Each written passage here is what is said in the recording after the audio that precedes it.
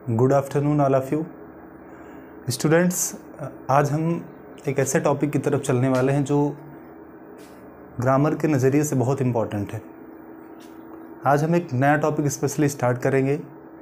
कहने के लिए तो ये नया है, लेकिन कुछ बच्चों ने इससे पहले पढ़ा भी होगा, और जो यूपी बोर्ड एग्ज़ाम के लिए स्पेशली तैयारी कर रहे हैं वो बच्चे 12th के लिए या 10th के लिए, उनके लिए बहुत ज़रूरी है। तो आइए शुरू करते हैं। मैं क्या कहना चाहूँगा, ध्यान से समझिएगा। आज का जो टॉपिक होगा हमारा, ये होगा नरेशन। चलिए ध्यान दीजिए, आज का जो टॉपिक होगा ये होगा नरेशन। अब नरेशन मतलब आप समझ रहे होंगे क्या होता है। नरेशन का मतलब होता है वर्णन करना, या एक प्रकार से कथन कह सकते हैं हम। नरेट करना मतलब वर्णन करना, नरेट कहते हैं, नरेशन से ही बनता है नरेट, वर्णन। तो अब आप ऑटोमेटिकली ये चीज़ें समझ सकते हैं कि किसी के द्वारा कही गई बात को, यानी वक्ता द्वारा कही गई बात को जब हम प्रत्यक्ष कहते हैं तो क्या आता है आपका, उसे आप डायरेक्ट स्पीच कहते हैं। और जब आप इनडायरेक्टली कोई बात कहते हैं तो उसे हम इनडायरेक्ट स्पीच कहते हैं। आइए समझते हैं नरेशन के दो पार्ट्स स्पेशली कौन कौन से हैं। एक तो हमारा है डायरेक्ट स्पीच, यानी डायरेक्ट आप कोई बात कहते हैं, यह आ जाएगा डायरेक्ट स्पीच की कैटेगरी में। और दूसरा आ जाएगा आपका इनडायरेक्ट स्पीच की कैटेगरी में। यहाँ तक आप चीज़ें समझते हुए चलिए। एग्ज़ाम के नज़रिए से ये दोनों इम्पॉर्टेंट है। यानी जब हम अपनी बात को सीधे तौर पे कहते हैं, यानी जब हम सीधे प्रत्यक्ष अपनी बात को कह दें, तो आपका ये हो जाएगा, हिंदी में इसको कहते हैं आप प्रत्यक्ष कथन, और इसे आप कहेंगे परोक्ष या अप्रत्यक्ष कथन, परोक्ष कथन। अब आप इनको समझते हुए चलिए हमारे साथ। अब मैं आपको बताऊंगा कि जो ये डायरेक्ट स्पीच होता है ना, इसका क्या मतलब होता है। अब आप समझ गए, घुमा फिरा के बातों को नहीं कहना, सीधे सीधे कह देना ही डायरेक्ट स्पीच है। जहां आप घुमा फिरा के कहते हैं वहाँ इनडायरेक्ट स्पीच आता है। अब आइए समझते हैं कि डायरेक्ट स्पीच के दो पार्ट्स होते हैं। कौन कौन से। एक तो होता है आपका पहला रिपोर्टिंग वर्ब। क्या होता है, रिपोर्टिंग वर्ब। और दूसरा होता है रिपोर्टेड स्पीच, है ना। यहाँ आप इससे पहले भी जानते होंगे, यदि नहीं जानते हैं तो समझते हुए चलिए। आपका पहला क्या आएगा बच्चों, पहला आ जाएगा आपका रिपोर्टिंग वर्ब, और दूसरा आ जाएगा रिपोर्टेड स्पीच। अब अक्सर कन्फ्यूज़न होता है हमें कि हम रिपोर्टेड वर्ब हमारा कौन सा है और रिपोर्टिंग स्पीच कौन सा है। जब आप अक्सर कन्फ्यूजन में रहते हैं, जब आप एक्सरसाइज सॉल्व करते हैं, तब आपको दिक्कत आती है। तो अब आप समझिएगा कि रिपोर्टिंग वर्ब क्या है, रिपोर्टेड स्पीच क्या है। इसको समझने के लिए एक छोटा सा एक्सरसाइज समझिए। जैसे for example, my father said to me, comma inverted comma, ठीक है, you are a laborious boy. मान लीजिए कि ये आ गया, क्या कहा, my father said to me you are a laborious boy.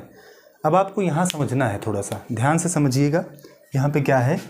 अब आपको मैं बता देता हूँ कि इसमें आपको क्या क्या यूज करना है, और चीज़ों को समझते हुए चलिए। तो जैसे जो ये है, स्पेशली इन्वर्टेड कामा के बाहर की जो चीज़ें होती हैं, ये पार्ट बहुत ही ध्यान से समझना। ये जो इन्वर्टेड कामा के बाहर का पार्ट है, इसे हम कहते हैं रिपोर्टिंग वर्ब। मैंने शॉर्ट में मेंशन किया है, RV लिख दिया है, तो आप क्या समझेंगे, रिपोर्टिंग वर्ब हो जाएगा ये। और दूसरा ये जो स्पेशली पार्ट है, ये इन्वर्टेड कामा के अंदर आता है, इसे हम रिपोर्टेड स्पीच कहते हैं। शॉर्ट में हम समझ ले कि ये RS कह सकते हैं, रिपोर्टेड स्पीच कह सकते हैं। अब इतनी बातें आपको समझ में आ गई। नरेट करना, कहना, कथन, वर्णन होता है। प्रत्यक्ष कथन, परोक्ष कथन या अप्रत्यक्ष भी कह सकते हैं। इसके दो पार्ट होते हैं, एक रिपोर्टिंग वर्ब होता है, रिपोर्टेड स्पीच होता है। मैंने एक एक्सरसाइज के द्वारा आपको ये चीज़ें समझा दी है। अब आगे चलते हैं और थोड़ा सा स्पेस बनाते हैं, कवर करते हैं आगे की बातों को। तो अब इसी में हम चीज़ों को समझेंगे, और सबसे इम्पोर्टेंट है बेटा कि थोड़ी थोड़ी मेहनत हमें करनी होगी और आगे बढ़ना होगा। चलिए, तो अब हम समझेंगे रिपोर्टिंग वर्ब और रिपोर्टेड स्पीच, ये दोनों चीज़ें उम्मीद करता हूँ आप अब समझ चुके होंगे। अब आगे इसी क्रम में जो चेंजेस होते हैं, यानी जो चेंजेस हैं किसमें, यानी डायरेक्ट से इनडायरेक्ट में जो परिवर्तन के नियम हैं वो चेंज कैसे होते हैं, किन किन चीज़ों को हम बदलेंगे, उनको मैं समझते हुए चल रहा हूँ, समझाते हुए चल रहा हूँ। पहला, अगर आपको चेंज करना है तो पहला चेंज ऑफ टेंस ले सकते हैं, ठीक है। दूसरा चेंज ऑफ पर्सन भी रख सकते हैं आप, चेंज ऑफ पर्सन हो सकता है। और तीसरा हो सकता है, आप क्या समझेंगे, तीसरा आप लिख लेंगे चेंज ऑफ नियरेस्ट वर्ड्स। ये परिवर्तन हो जाएंगे, यानी जो निकटता समीपता संबंधी हिंदी में समझेंगे, जो नियरेस्ट चीज़ें होंगी या नियरेस्ट वर्ड होंगे उनको हम चेंज करेंगे। और अगले इसी में जो चेंजेस हमें करने हैं वो आप एक परिवर्तन और भी कर सकते हो, एक चौथा भी बदलाव आप कर सकते हैं। वो चौथा क्या करना है, ये जो रिपोर्टिंग स्पीच संबंधी जो बदलाव होते हैं इसके टेंस में, यानी आपको ये बताया गया था भी रिपोर्टिंग स्पीच क्या है, इसमें आपको बदलना है। रिपोर्टिंग स्पीच और वर्ब दोनों में चेंज कर सकते हैं हम, रिपोर्टिंग वर्ब क्या है और रिपोर्टेड स्पीच क्या है ना, इन दोनों में हम थोड़े से बदलाव करेंगे। अब आगे चलेंगे थोड़ा सा ध्यान से समझते हुए कि अब आगे क्या है। चेंज ऑफ टेंस की बात मैं करूं तो जितने भी यानी प्रेजेंट टेंस वाले चीज़ें हैं, ये जो प्रेजेंट टेंस की बातें हैं ना, इनको आप कहाँ ले जाओगे, सबको सब पास्ट में ले जाओगे। ये हमारे पास्ट टेंस में जाएंगे। तो उम्मीद करता हूँ आप समझ रहे होंगे। तो प्रेजेंट टेंस जो होते हैं वो किस में जाएंगे, ये पास्ट में जाएंगे। और थोड़ा स्पेस बनाते हैं, यहाँ तक आप समझ गए होंगे। मैं यही कह रहा था, चेंज ऑफ टेंस में जो चेंजेस होते हैं उसको समझना है। चेंज ऑफ पर्सन, यानी जो हमारा पर्सन है वो किस में बदलेगा, किसको किस में चेंज करेंगे, इस पर मैं अभी बताने वाला हूँ। और जो नियरेस्ट वर्ड है, यानी जो करीबी शब्द होते हैं ना, उनको आपको किस में बदलना है। और ये रिपोर्टेड स्पीच की बात कर लें तो क्या क्या परिवर्तन है ये आप समझ चुके हैं। आगे मैं चलता हूँ, थोड़ा सा ध्यान देते हैं बेटा। तो नरेशन बहुत ही ज़्यादा ईजी टॉपिक है, कोई बहुत कठिन नहीं, बस थोड़ा सा आपको समझना है और समझते हुए चलना है। आइए आप ध्यान दीजिए, जैसा कि मैंने बताया कि जितने आपके प्रेजेंट टेंस हैं, यानी प्रेजेंट टेंस की चीज़ें जो हैं, ये सब किस में जाएंगे, ये पास्ट टेंस में आप इसको कन्वर्ट कर दोगे, है ना, यानी पास्ट में जाएंगे। और जो आपका स्पेशली पास्ट होगा ना, यानी पास्ट टेंस अगर बात कर लूँ, इसे किस में कन्वर्ट करोगे, इसे परफेक्ट में कन्वर्ट कर दोगे, ठीक है। यानी ये जो परफेक्ट टेंस में इनको हम बदल देंगे। यदि कोई परफेक्ट टेंस का है भाई, तो ये परफेक्ट का है, अगर वो प्रेजेंट का है तो फिर वो पास्ट परफेक्ट में चला जाएगा, है ना, पास्ट परफेक्ट में। नॉर्मल फैक्ट इतने हैं, ये मेन चेंजेस जो होते हैं आपके टेंस संबंधी परिवर्तन, विशेष तौर पे आपको इतने टॉपिक को समझ लेना है। आगे चीज़ें आपकी बहुत ही ईजी होती चली जाएंगी। जब आप एक्सरसाइज करोगे ना तो बेहतर होगा, उसी टाइम आप सारे कॉन्सेप्ट को क्लियर कर लेंगे, ये आपके लिए बेस्ट होगा। आगे बढ़ते हैं। टेंस संबंधी चेंज तो आप लगभग समझ चुके हैं और मैं बात करूंगा अब किसमें, यानी चेंज ऑफ पर्सन की बात। वैसे एक बार मैं इसको दोहरा दे रहा हूँ। अगर मान लीजिए प्रेजेंट टेंस का है कोई भी टॉपिक, तो उसको किस में ले जाएंगे, पास्ट में। प्रेजेंट इंडिफिनिट है तो पास्ट इंडिफिनिट, प्रेजेंट कंटिन्यूअस है तो पास्ट कंटिन्यूअस, है ना। अगर वो पास्ट कंटिन्यूअस है तो परफेक्ट में ले जाओगे। यानी जितने टेंस हैं उसके जो सब टाइप हैं, यानी टेंस स्पेशली 3 और उसके जो 4 और भी जुड़े हुए पार्ट्स हैं ना, उन सबके अकॉर्डिंग अगर आप चेंजेस करते हो, बदलाव करते हो, तो फिर आप इसको आराम से समझेंगे। और एक्सरसाइज के साथ अगर आप समझते हैं तो बहुत ही अच्छा होगा। चलिए, तो ये आप नोट कर सकते हैं। अब मैं बात करता हूँ आगे चेंज ऑफ पर्सन, यानी चेंज ऑफ पर्सन जो है ये क्या है। चेंज ऑफ पर्सन है बेटा, ध्यान से समझेंगे। इसका सबसे सटीक और परफेक्ट एक उदाहरण है, एक सूत्र है, इसको समझ लीजिए। SON यानी 1 2 3। अब ये 1 2 3 क्या है, सन क्या है, इसको समझने के लिए थोड़ा ऊपर चलते हैं, देखते हैं। आगे यहाँ मिटालता हूँ फिर बताता हूँ मैं, तो आगे समझेंगे। देखो सन क्या है, यानी ये यहाँ पे भी लिख दे रहा हूँ मैं दोबारा, थोड़ा ऊपर। यस और O और AN, थोड़ा स्पेस बना लेते हैं। देखो ये जो यस है ना, ये है सब्जेक्ट, यानी इसको हम क्या बोलेंगे, सब्जेक्ट। O फॉर ऑब्जेक्ट और N फॉर नो चेंज। इन तीनों का फुल फॉर्म समझ लीजिएगा। S for subject, O for object, N for no change, ठीक है। और यहाँ जो 1 और यहाँ 2 और ये जो 3 लिखा है ना, अब इसको समझना, बहुत लिखने की ज़रूरत ज़्यादा नहीं पड़ेगी। अगर इसको आपने समझ लिया तो चेंज ऑफ पर्सन में आप कभी भी नहीं फंसोगे। नरेशन में चेंज ऑफ पर्सन में अक्सर फंसते हो, यहाँ पे अगर इस चीज़ को समझ लिया तो आप नरेशन में चेंज ऑफ पर्सन में नहीं फंसोगे, ये पक्का मैं कहता हूँ। आगे समझो कैसे। कह रहा है कि यदि फर्स्ट पर्सन है, यहाँ पे फर्स्ट पर्सन है, किसमें फर्स्ट पर्सन है, अगर रिपोर्टेड स्पीच में, रिपोर्टेड स्पीच की बात आप समझ ही रहे हैं, यानी रिपोर्टेड स्पीच में जो पहला आपका सेंटेंस का पहला जो प्रोनाउन का यानी जो पर्सन होगा, अगर वो फर्स्ट पर्सन है, क्या है, फर्स्ट पर्सन है, तो सब्जेक्ट के अकॉर्डिंग बदलोगे। यदि सेकंड पर्सन है, यहाँ पे ये क्या बेटा, ये है सेकंड पर्सन, यहाँ पे सेकंड पर्सन आता है, सेकंड पर्सन है तो फिर ऑब्जेक्ट के अकॉर्डिंग बदलोगे। अगर ये थर्ड पर्सन है, यानी थर्ड पर्सन, ये थर्ड पर्सन का सिंबल है, थर्ड पर्सन है तो आपको कोई परिवर्तन नहीं करना है। अब ज़रा ध्यान से समझिए कि फर्स्ट पर्सन कौन से होते हैं, सेकंड पर्सन कौन से होते हैं, थर्ड पर्सन कौन से होते हैं। ये सब जानने के लिए सबसे बड़ी ज़रूरत होती है प्रोनाउन पढ़ने की। अगर प्रोनाउन पढ़ोगे तो फिर आपको पर्सन क्लियर हो जाएंगे। आइए समझते हैं फर्स्ट पर्सन सेकंड पर्सन। तो भैया स्पेशली जो आई और वी जो होता है ना, ये आपका फर्स्ट पर्सन है, क्या ये फर्स्ट पर्सन है।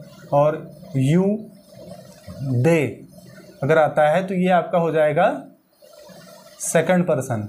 अगर यहाँ पे ही आ गया, सी आ गया, इट आ गया ना, तो ये सब किस में जाएंगे, ये हो जाएंगे थर्ड पर्सन। समझ गए, ये हो जाएंगे थर्ड पर्सन। तो अब जब आप एक्सरसाइज करोगे ना तो ऑटोमेटिक ये चीज़ें समझते हुए चलोगे। ज़रा ध्यान से समझें कैसे। अब ये चेंज ऑफ पर्सन भाई सबसे इम्पॉर्टेंट है नरेशन में, चेंज ऑफ पर्सन। इसको लेकर के बहुत कन्फ्यूज़न है बच्चों को। आपके सारे कन्फ्यूजन एक ये छोटा सा फार्मूला दूर कर देगा। आपने यस ओ एन समझना है, यस ओ एन समझ लीजिए। आपको बहुत ज़्यादा लिखने की ज़रूरत नहीं पड़ेगी, बहुत सारे नोट्स नहीं बनाने पड़ेंगे, लंबा एक्सरसाइज नहीं करना पड़ेगा, बस यूँ चुटकियों में आपका समाधान होने वाला है। तो आगे समझेंगे किस तरह चलना है, तो ध्यान से समझे बच्चे। क्या करना है भाई, अब मैं एक एक्सरसाइज के माध्यम से समझाने की कोशिश कर रहा हूँ क्या करना है। चलिए मान लीजिए फॉर एग्ज़ाम्पल है, यहाँ पे एक एग्जाम्पल लेते हैं।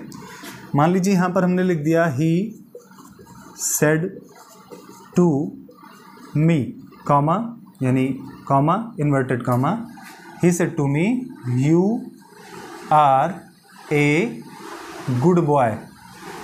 मान लीजिए ये आ गया आपका you are a good boy. तो exercise comma inverted comma close कर देंगे, ये एक्सरसाइज आ गया। अब ज़रा ध्यान से समझिएगा, इसी में सारा चेंज ऑफ पर्सन में आपको समझा दे रहा हूँ किस तरह। देखिए अगर अभी आपको पता चला ये है रिपोर्टेड स्पीच का पहला पर्सन, ठीक है। तो ये आप सबको मैंने बताया जैसा कि ये है सेकंड पर्सन भाई। अब सेकंड पर्सन ये ऑब्जेक्ट के अकॉर्डिंग बदलेगा, तो इसका जो ऑब्जेक्ट है यानी ऑब्जेक्ट के हिसाब से जब इसको बदलोगे है ना, तो मी स्पेशली किसके साथ आता है, मी किसके साथ आता है, मी मतलब आप सोचो कि कौन सा फर्स्ट पर्सन है जो मी के साथ जुड़ा होता है, ठीक है। तो आपको पता होगा आई होता है ना। तो यहाँ पे क्या करना है, आपको आई कर देना है ना, यू को आई कर दोगे। अब आगे ही सेड टू, तो सेड टू को आप सबको बताया गया है अभी, जैसा कि तुरंत मैं बता रहा हूँ, टोल्ड कर देना इजीली। अभी ये चीज़ें तो मैं आगे बताऊँगा ही क्या किस में बदलेगा, मगर अब ये चेंज ऑफ पर्सन समझो। यदि यहीं पर यू के जगह पर अगर मैं आई कर दूँ और यहाँ पे ये कर दूँ, आई मैंने कर दिया और एम अगर मैं कर दूँ, तो आप किसके हिसाब से बदलेंगे, तब आप इसके हिसाब से बदलेंगे भाई, सब्जेक्ट के अकॉर्डिंग। सब्जेक्ट के हिसाब से जब बदलोगे इसको, तो ये आई ही के हिसाब से जब आई बदलेगा तो ये भी ही हो जाएगा। और आपको नॉर्मल फैक्ट है, यानी जब मैं चेंज ऑफ हेल्पिंग वर्ब्स आप समझेंगे, अभी कुछ ही देर में आगे लिखेंगे हम। चेंज ऑफ हेल्पिंग वर्ब्स क्या है इसको समझो। जब सहायक क्रियाओं का बदलाव करते हैं, हम परिवर्तन करते हैं, तो is am are was were में कन्वर्ट हो जाएंगे, यानी इज एम आर जो है ये वाज या वेर में कन्वर्ट करना है आपको। फाइनली कई जगह पे एक्सेप्शन है, अपवाद हैं, तो मैं वो भी कवर करूँगा। यानी नरेशन की सभी बातों को एक दिन में एक वीडियो में तो कवर नहीं किया जा सकता, बट ये है कि जो बेसिक चीज़ें हैं मैं नरेशन की समझा रहा हूँ और इस तरह के वीडियोस आपको रोज़ मिलने की उम्मीद की जा रही है। मैं लगातार ऐसे वीडियो आपको ज़रूर शेयर करूंगा, तो आप मेरे चैनल को एक बार सब्सक्राइब कर लीजिए, एक नोट्स प्रिपेयर कर लीजिए, डेली विजिटर्स हो जाइए चैनल को, और शेयर भी कर सकते हैं अपने फ्रेंड सर्कल में, अपने दोस्तों को। आगे की अच्छी तैयारी के लिए आप जुड़ना मत भूलिएगा हमारे चैनल से। तो आगे अब बेटा मैंने बताया कि इस एम आर को हमें वाज या वेर में कन्वर्ट कर देना है। अब आगे समझते हुए चलेंगे। इस एम आर को वाज या वेर में आपको बदलना है, ठीक है। अब आप समझ गए यहाँ पे। अब इसको तो भाई सेड टू को टोल्ड कर दिया आपने, मान लीजिए, तो ही हो गया। इसके हिसाब से अगर बदलाव किया हमने तो इसका बन जाएगा ही सेड टू को टोल्ड कर दीजिए तो ही टोल्ड मी, इस तरह बनेगा ही टोल्ड मी। और आपको एक कंजंक्शन का प्रयोग करना है। कंजंक्शन मतलब समझ ही रहे हो, दैट संयोजक का काम करता है, ये जोड़ने का काम। तो आपको यहाँ दैट लगाना, कामा इन्वर्टेड कामा की जगह पे, तो दैट लिख दीजिएगा, टोल्ड मी दैट, और आई को आपको ही कर देना है जैसा कि रूल है, और ही इस एम आर को वाज में, यानी एम हो गया was, he was a good boy. तो एक छोटा सा बहुत ही सरल एग्जाम्पल था ये, और आप अब समझ गए होंगे, ठीक है। उम्मीद करता हूँ आपको समझ में आ गया होगा। एक बार नरेशन को मैं दोबारा डिफाइन कर देता हूँ। नरेट या नरेशन समझ लीजिए, नरेट करना मतलब वर्णन करना, कहना। नरेशन मतलब ये होता है कथन। वक्ता द्वारा कही गई बात को जब हम दो तरीके से व्यक्त करते हैं, यानी एक हम डायरेक्ट कह देते हैं और दूसरा इनडायरेक्टली हम अपनी बात को रखते हैं। तो प्रत्यक्ष कहना, घुमा फिरा के कहना, यही नरेशन का एक पार्ट है। जो बातें प्रेजेंट में हैं वो पास्ट में जाएंगी। नरेशन पढ़ने की सबसे बड़ी उपयोगिता क्या है आपको मैं यूज़ बताऊंगा। इंपॉर्टेंस इसका क्या है नरेशन का। नरेशन का इंपॉर्टेंस मैं एक बार बताता हूँ, भविष्य में आपको काम आएगा। जब आप एक्सप्लेनेशन करोगे, कभी भी किसी पोएम का कोई भी स्टेंजा होगा उसका एक्सप्लेनेशन करोगे, या कोई पैसेज होगा उसका एक्सप्लेनेशन करोगे, तो एक्सप्लेन करने के लिए सबसे बढ़िया रोल जो निभाता है ना, वो नरेशन होता है। उसमें क्या करते हैं, जैसे राइटर या पोएट अपने अकॉर्डिंग लिखता है, अपनी लैंग्वेज में लिखता है, अपनी भाषा का प्रयोग करता है। हम उसको नरेशन में, यानी नरेशन का फार्मूला फॉलो करते हैं और उसे घुमा फिरा के रखते हैं अपनी बात को, है ना।